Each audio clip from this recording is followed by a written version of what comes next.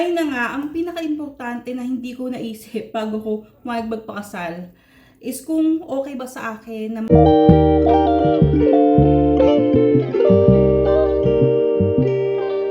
tapos ko lang guys mag-makeup dahil ngayon papunta kami sa isa sa pagkukulaban ko sa may Montasa, sa may Asian Fusion guys kami papunta. And ito yung outfit ko, super simple lang, sweater, pants, and black hijab. Pero syempre bago tayo umalis, ligpitin muna natin yung kinalat natin sa higaan. Pagbalik namin, hindi na kayo masyadong magliligpit ulit. Ito nga pinag-iisipan ko kung anong bag yung gagamitin ko. Itong brown na to, lagi ko talaga siyang sinusuot. Pero tingin ko hindi siya bagay sa damit ko ngayon. Ito naman black na to, parang very casual lang ang suot ko para sa bag na to. Tingin ko mas bagay ito sa mga dress eh. And ito naman, tingin ko ito yung pinaka suitable sa suot ko ngayon kasi black and white tapos gray. Saka bagay din siya sa ganitong outfit. Kung kami umalis, check ko muna yung aking blood pressure mga B. Ayan. Eto, meron akong ditong pang monitor. Nabili ko to sa pharmacy. Nakalimutan ko na kung magkano pero mga nasa 70 real lang ata. Mura lang siya. Hindi siya mahal. And may mas, alam kong may nakikita ko sa Facebook and may mas mura pa. Pero hindi ko alam kung okay yung mga yun. Pero kasi ito, sa pharmacy ko talaga siya binili. Ayan, check ko kasi para malaman ko kung okay yung blood pressure ko bago kami umalis. Ang hirap kasi nakadamit na ako. Ayan. Tapos, ipipress mo lang siya dito guys. Ayan. Dito. Tapos yan. Mag-aano siya. Ayan na siya. Mag-reading na siya. Pinaka-ilalim. 95/149. Medyo mataas yung blood pressure ko. Di ko alam kung bakit. Pero okay naman ako. Di ko alam kung bakit mataas yung blood pressure ko. Pero ulitin ko. Tapos hihiga na lang ako. Sa ewan ko sabi ng asawa ko, kailangan ko daw humiga para mas okay yung blood pressure. Di ko alam kung totoo yun mga bea. Sa hospital naman kapag nakaupo lang din naman ako pag pinukuhaan ako ng blood pressure. O ngayon bumaba na 88/132. Mababa na siya kaysa sa kanina. Bag na gagamitin ko, actually maliit lang to, pero alam nyo ba, kasya dito ang aking tripod. Ayan.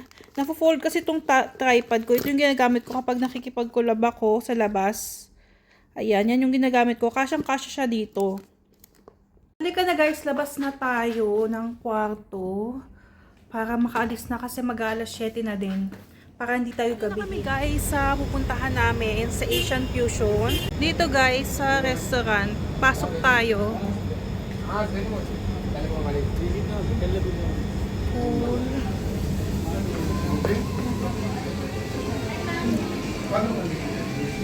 Akit tayo sa taas.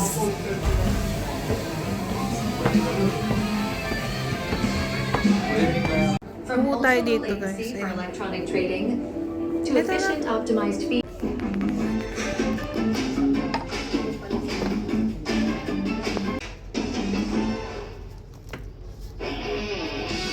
Guys, yung food na sinerve nila, ayan siya guys.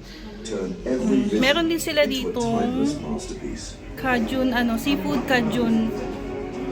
Tapos na nga ako mag-video-video dyan, kaya naman kumakain na kami. Pinipicturan, saka binibidyo ko muna yung mga pagkain bago kami kumain. Tapos na kami kumain, ayan. Ayan yung naging favorite ko dito. Ito talagang pasta with baby back ribs. Ayan siya. Sobrang sarap nito as in. Baby cow's back ribs. Oh, ito yung recommendation ko guys. Ito ang sarap talaga ng nila. Dito to guys sa Almontasa. Kung nanonood ka at nandito ka sa Qatar, ito sa Almontasa tong restaurant na to guys. Masarap yung mga food nila dito. Ayan. Uwi na kami guys. Nandito na kami sa labas. And hinihintay na lang namin yung Uber na susundo sa amin. Ayan. And then, uuwi na tayo sa bahay.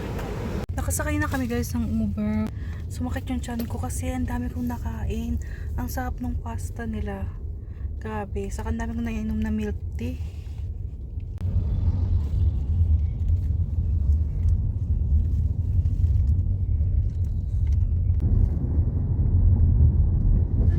sa bahay. Kauuwi lang namin. Ay, sumakit yung tiyan ko. Ang dami kong nakain.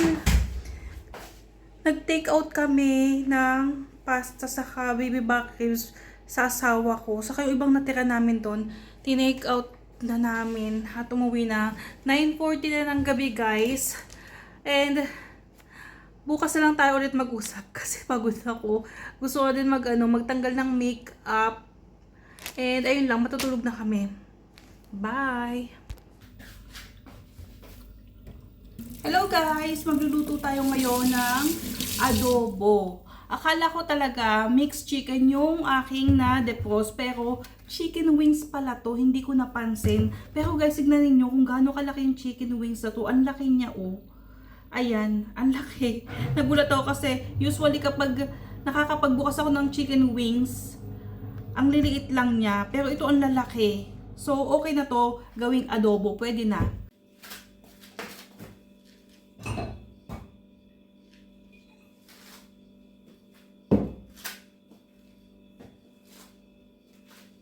Alam niyo ba guys, nag-iisip talaga ako ng topic na may share ko sa inyo.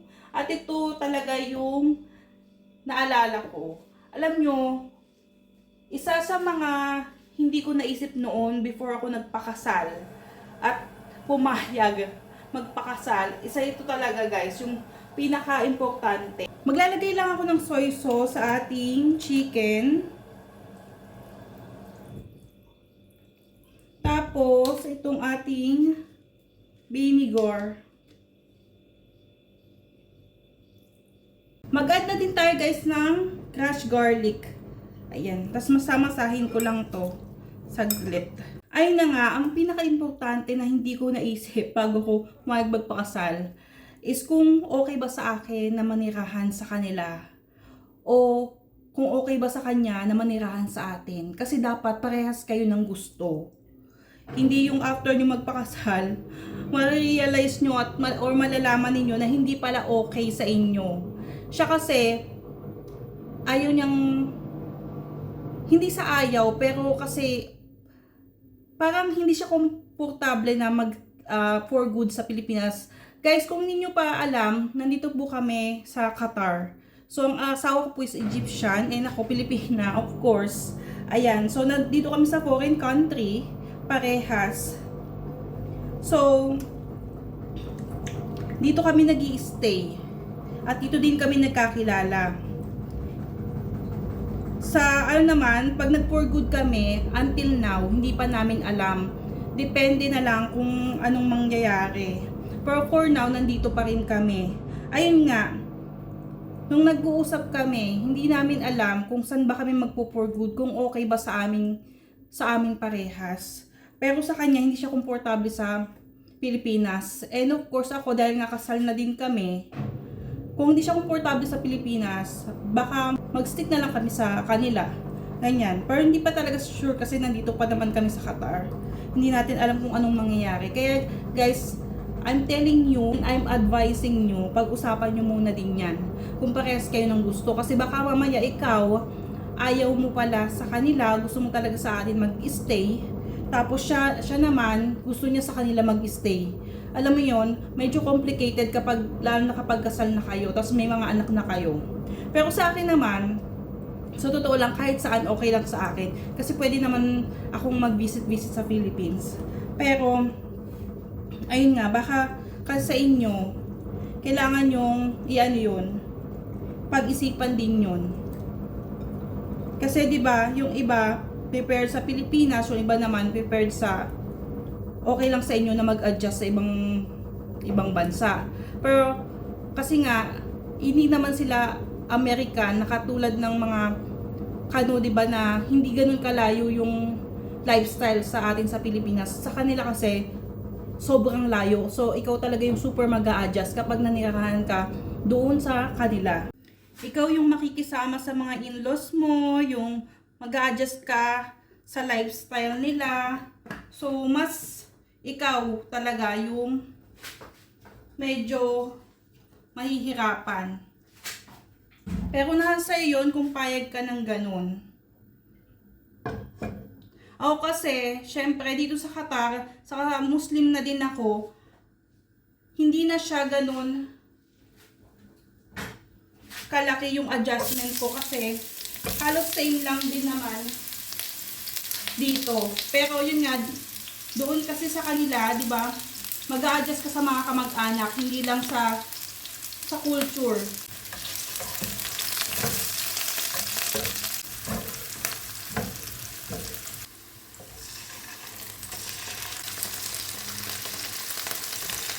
Sa natin guys yung ating bintana kasi grabe yung usok. Halu-haluin lang natin siya guys para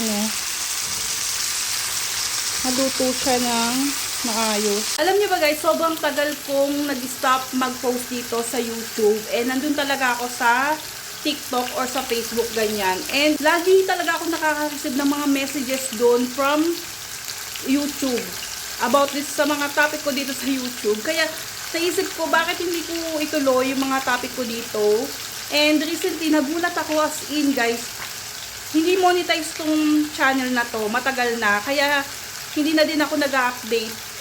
Alam mo yun, dati napagod akong kaka-post tapos wala din naman akong nakukuha or hindi naman ako na-monetize, matagal na. So nag-stop ako mag-post. And then recently nagulat ako, meron akong mga videos na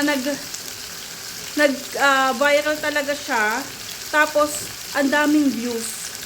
Kaya naisip ko bakit hindi ko lang to ituloy-tuloy. And alam niyo ba dito sa Qatar guys, ang Facebook hindi po dito na monetize. So kahit sipagan niyo sa Facebook, hindi talaga siya mamomonetize. Yung mga ibang na-monetize dito sa Facebook, naka-register yung mga Facebook nila sa Pinas.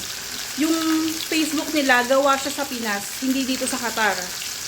Yung Facebook ko before, bago ako pumunta dito sa Qatar, wala na yun, nawala na siya. Nagbago na ako ng Facebook noon. So, yung bagong gawa ko, naka-register na siya dito sa Qatar. So, wala na siyang chance ma-monetize. Pero kung yung mga Facebook account nyo, register siya from the Philippines, pwede siyang ma-monetize kasi doon siya nakalocate. Yun, may chance kayo. Dahil nga na-monetize ang ating YouTube channel, mag-a-upload din ako kasi sayang guys, baka kumita tayo.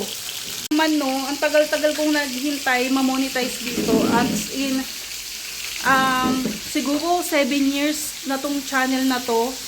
And kung ano-ano ng mga videos ang nai-upload ko dito, pero hindi talaga siya na-monetize before until, ayun nga, bigla na lang nagka-views yung mga dati ko pang mga videos.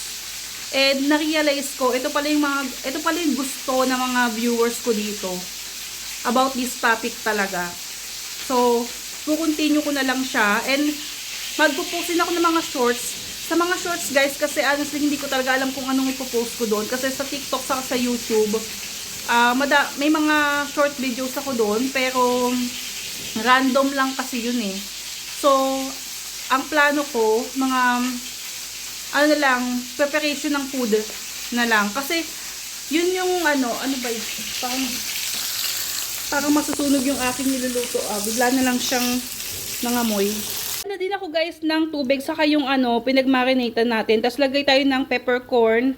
And itong laurel, i-add na din natin siya. Tapos pakukuluan natin to ng matagal. Pinakukuluan ko yung ating adobo. Labas muna tayo kasi super ingay dito sa loob ng kitchen dahil doon din ako naglalaba sa washing machine. So maingay siya. Punta tayo dito sa aking turtle. Yung aking turtle mga be, ayan siya. Dito siya nakatira. At sasaka na natin yung kanyang ilaw kasi kanina pa to. Super grateful talaga ako na na-monetize tong channel na to kasi ang dami kong videos dito. Noon pa, ang tagal-tagal na. And iniwan ko na siya dahil nga wala akong napapala, ganyan. So tinamad na ako tapos napansin ko na yung mga tao napupunta sila sa sa TikTok, Facebook, super active nila doon. So, doon na lang din ako naging active. And guys, hindi ko talaga alam na hindi pala namo-monetize dito sa Qatar yung Facebook. Kaya, todo effort ako doon dati. Yun pala, hindi din pala siya mamo-monetize. Pero okay lang din, nakaka-enjoy din minsan. Pero, compare dito sa YouTube kasi, less effort ka doon. Kasi 'di ba may mga shorts din doon na maiksi lang yung mga videos, kung ano-ano lang, tapos madaling magka-views. Unlike dito sa YouTube talaga na kailangang effort, tapos yung thumbnail mo dapat maganda, dapat effort ka talaga. Yun. Doon kung ano-ano lang pwede. Magkaka-views ka. Pero dito, talagang mahirap. And madami pa akong ibang nakikita dito guys na nagpo-post hanggang ngayon, pero wala pa ring nangyayari. Ganun pa din. Pero recently, nagpo-post ako dito yung kung ano-ano lang din. And sumasagot ako sa mga comments dito sa YouTube. Kasi nakikita ko sa YouTube studio ko yung mga comments nyo. Doon ako sumasagot minsan. Ayun. Guys, sana talaga suportahan nyo tong channel na to para naman kumita ako dahil nga tagal ko nang gumagawa ng videos dito, hindi kumikita. Kaya please guys, subscribe and manood kayo dahil madami pa akong i-upload. This time, pag-e-effortan ko alam niyo ba guys, yung mga recent mga videos ko, kung mapapansin niyo, manood kayo ng mga recent posts ko dito. Mga lang yon, bigla ang videos, tapos kung ano lang mga pinagsasabi ko, kung ano lang maisipan ko. Pero, align pa din siya sa topic dito sa YouTube. Kasi yun nga yung napapansin kong kinokomentan nyo. Kaya, yun yung mga topic na pinopost ko. Kasi, para sagutin lang din yung ibang mga nagtatanong. Kasi, ang dami nila. So, sabi ko, dati sa TikTok, sumasagot ako dun sa mga question doon. Pero napansin ko dito mas madaming recently mas madaming nagko-comment and may mga questions dito. Kaya sunasagot ko din sila minsan kapag may time ako or maisipan ko ganun. So ito na guys yung ating adobo. Natapos na din ako magluto. And guys, medyo mahaba na tong ating video. So hanggang dito na lang muna. And see you in our next vlog. Bye!